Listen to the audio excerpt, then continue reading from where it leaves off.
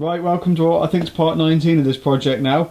So the time has finally come, I think, to start mounting up the turbos on the manifold and everything on the engine. So we've got the same manifold that we were running before on the MTDI setup, but we're going to be needing to making a few modifications to it and the brackets around it, just due to some other changes. So what I've done here for a minute is just knit the manifold on the back of the head with a couple bolts. So the first thing I've got to do is to make up some support brackets that go between this end of the manifold and the gearbox to support this end of it. You'll find otherwise your manifold will keep cracking off. The reason I can't use the supports I was using before is because the bolt holes on the top of the BE4 casting are in different places to where they are on the BE3. So none of the brackets I had welded on there before are lining up with anything. So I've chopped them all off and we'll just start from scratch with that.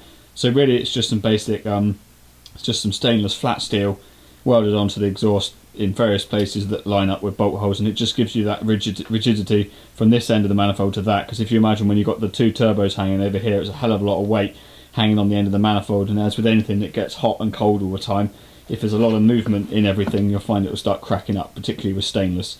So the first step now is going to be the mock up where we're going to put these brackets. So I've just got one here that I'm just bending up here at the moment to fit roughly in here, something like that, and then we'll have a second piece coming off the bottom of it up to the other side to triangulate it so it can't flex. So that'll go in there, and I may make another one back here just to be double safe, but as long as you've got something over here, they're generally fine. I think I just had the one before and it was all okay. So you can see I've just got the primary turbo just sat on there with a couple bolts now as well, just to make sure we've got clearance. So we'll get this welded on here and bolted down solid. Then I'm going to be basically mounting up the two turbos and the link pipes and the external gate to position everything where it needs to be, because I do need to make some modifications also to where the EGT probes go in, and I also need to add some extra bosses now for a wideband sensor.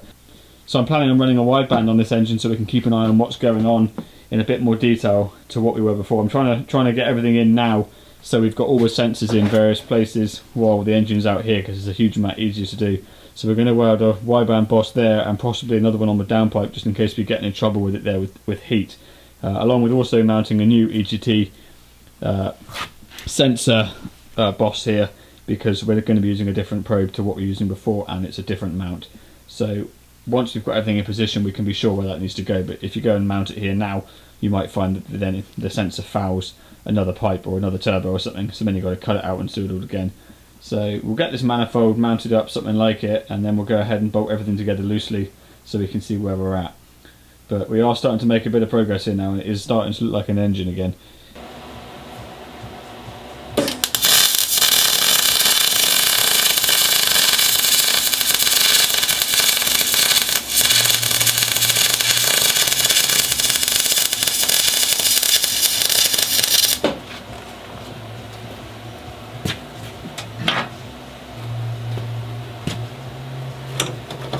So we're just welding on this bracket now, after test fitting it obviously.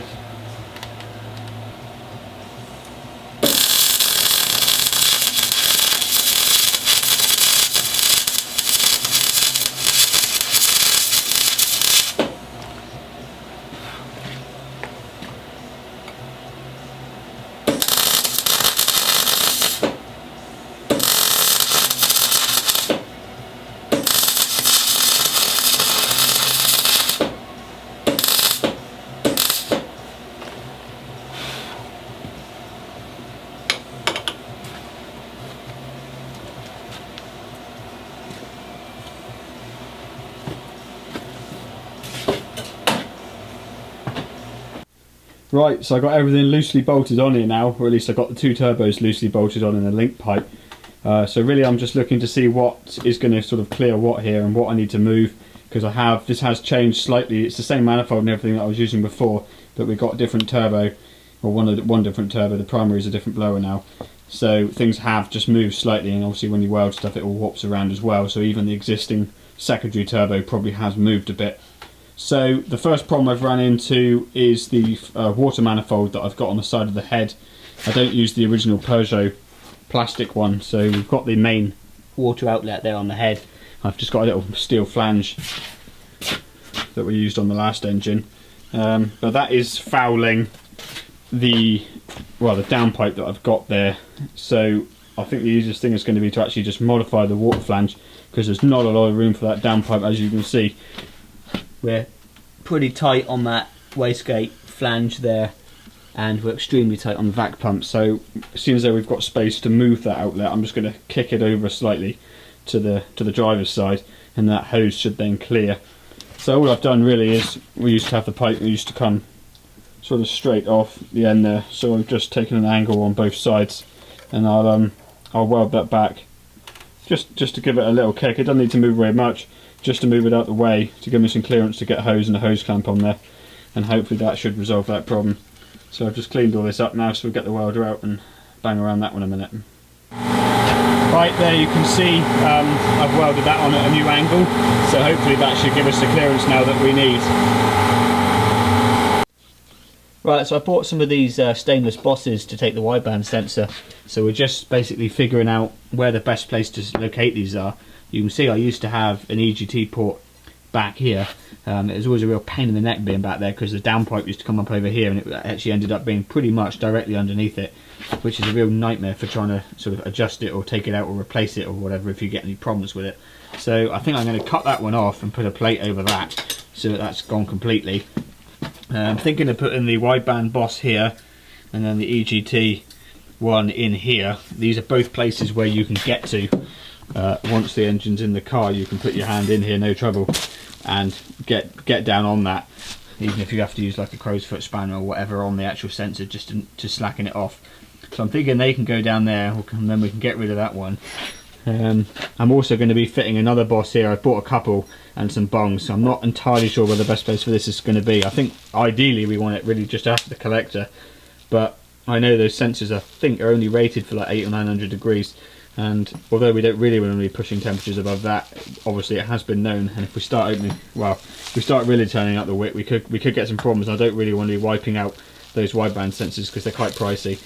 So to cover ourselves, we'll put another one in after that turbo, and I'm also actually going to have one in the downpipe, so there's 3 different places we can locate that sensor, and we'll have to just play with it a bit once we've got it up and running to see where the best place. But I'm thinking the best place is obviously going to be on the collector, just after the collector there. I would have thought for the fastest response, but we've never really ran a wideband like this on a diesel before, so it's a bit of a learn as we go situation. You see we've got the external gate just loosely bolted in there now. So that's going to be the wastegate on the big primary turbo, the big turbo down the front here, rather than using the internal gate. For 2 reasons really. The internal gate wasn't big enough before to fully hold that turbo back at low boost levels, and we were finding it was always creating more boost from what we ideally wanted. And secondly, because the internal gate is in a really awkward position down under the turbo, and it's very hard to mount an actuator, and if you need to do anything to it, it's almost impossible without completely removing the turbo. So we've got that external gate right at the top there now, which will allow a full bypass of that turbo if required. Because obviously once we first get this running, we'll largely just be using that small turbo to get things set up. We certainly won't be putting much pressure into the back of it for a minute. Right, so I got the manifold in the vise here now. I've just been making a hole for the wideband sensor. We've got one going in there. So I've just drilled a hole and just opened it up slightly with the die grinder because I didn't have the right size bit. So then I'm just going to weld in a couple of these bosses. So I've just made the hole exactly the right size. There's like a little lip on these bosses that sit down inside. The camera won't focus, but it sits in there like that, and then gives you a really nice. Right, so I welded on the boss on the between the 2 turbos there. I've just put a bung in that one because I don't think I'll be using it, but I just wanted to put it there now while it's nice and easy. And then on the main manifold, just after the collector, I've mounted the main boss there, which is where the wideband sensor is going to be initially and hopefully to stay. And we've also mounted the new boss for the new EGT probe just behind it. So that's just after the collector, right behind the manifold. Right, so we've got a V-band. I'm going to weld on the end of the downpipe here, so this allows me to then extend the downpipe on from here once this is in the car. So I'm just going to weld this around. Again, it's all stainless, so a little bit of care taken.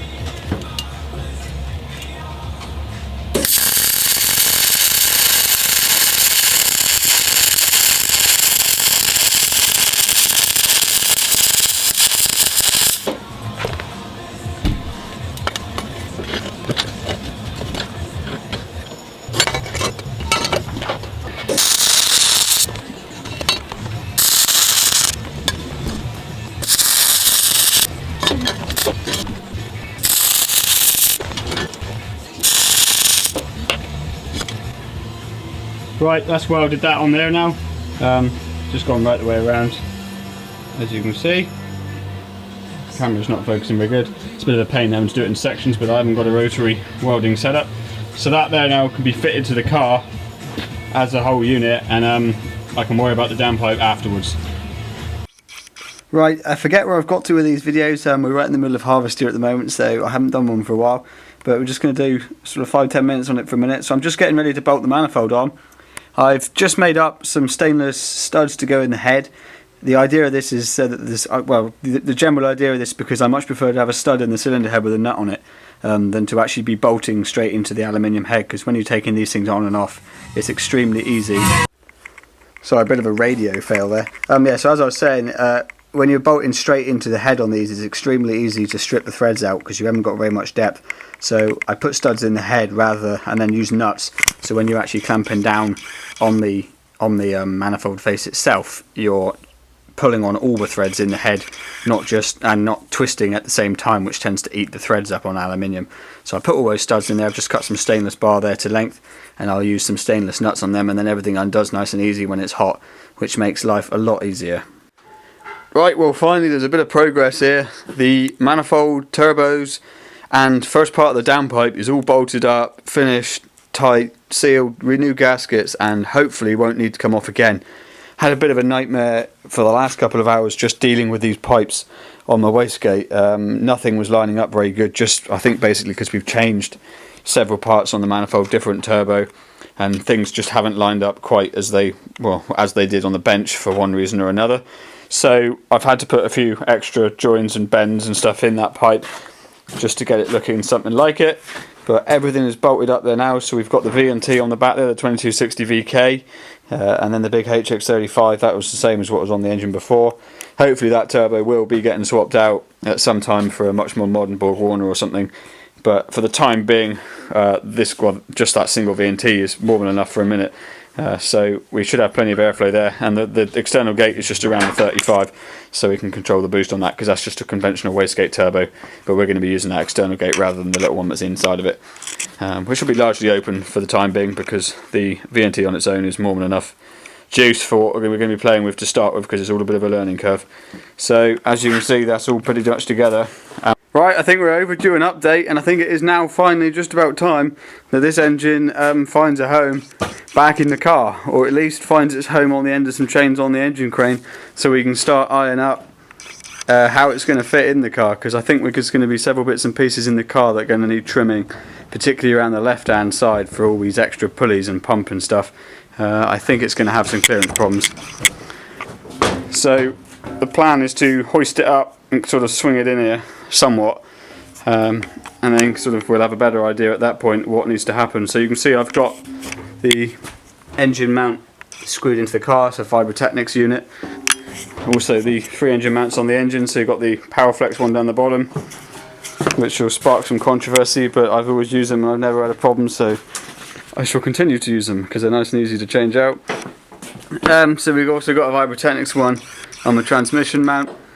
That's got to be bolted up to the engine before you put this in on this particular situation, because you can't get in there to do it because someone's put a load of turbos in the way. So that all goes on now, and then you swear and fight a little bit putting those bolts in, and then you swear even more putting the top plate on to stiffen it up. But the engine is as together as it needs to be now to go in. I'm going to actually pull these pulleys off the end of the pump and stuff just to aid swinging it in there, because it's extremely tight actually putting this engine into the car, mainly because of the turbos there being up against the side. You can't swing the gearbox down underneath, so we want to try and save damaging all the stuff on the engine, and also we're going to have to try and avoid scratching up the engine bay, which is going to be a bit of a new concept, because obviously before we were never too worried. But there it is, as it stands, pretty much ready to go in. I haven't put injectors or nothing in because there really is no point until it's in the car. I think I've done everything I need to do basically while it's out, all the stuff which you can't get to. So the 2 turbo oil returns are on. You can just about see one there, the other one underneath. All the turbo manifold and stuff, and obviously we've just got that downpipe terminating on that V-band there. I've also just welded on some unions for the exhaust manifold pressure, which I'd forgotten about. So that's been pulled on there as well.